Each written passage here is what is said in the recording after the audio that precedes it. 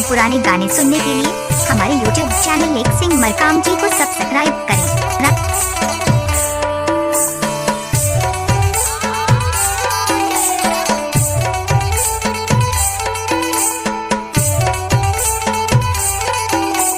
DJ एक सिंह मरकाम, उनका mobile number है 8305 43 52 26।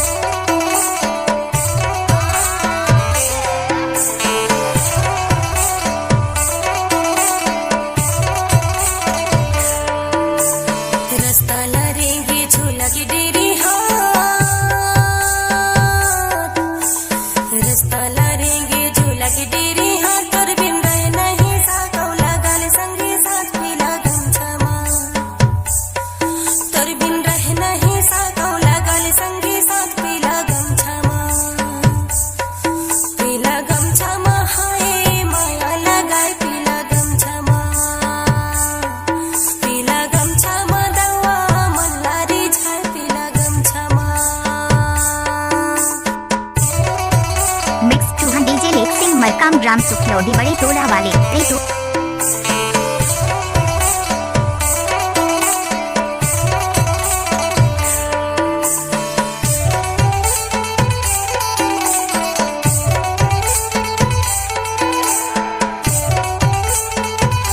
डीजे एक सिंह मरकाम, उनका मोबाइल नंबर है 8305 43 52 26।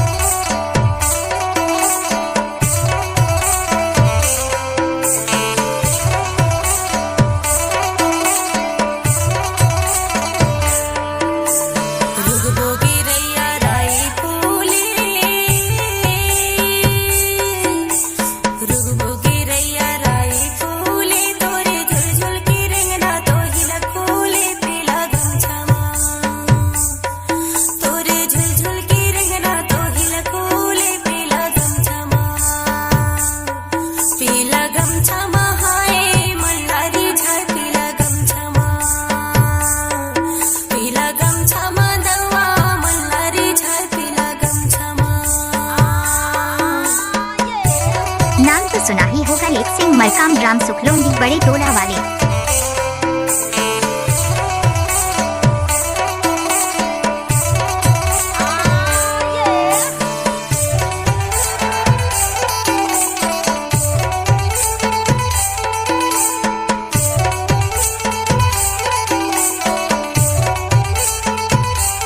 नाम तो सुना ही होगा एक सिंह मरकाम ग्राम सुखलौडी बड़े टोला वाले।